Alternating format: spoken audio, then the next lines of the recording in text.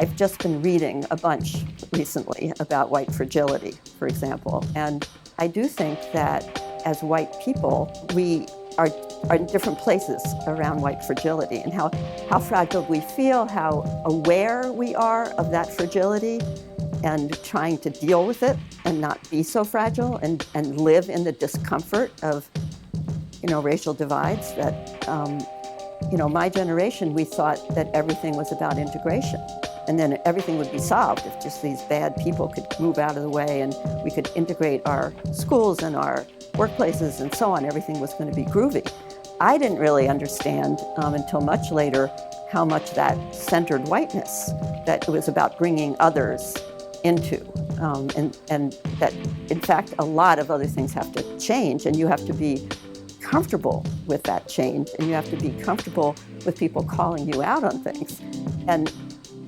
that is not easy, and I'm struggling with it myself, but I see, sometimes other people I'm with whom I agree on a lot of issues aren't even in the struggle yet. I'm a word person, so I always go first to, can I even develop the vocabulary for talking about difficult issues like race with my colleagues and my friends? So that's one thing, is just developing the vocabulary of white fragility or of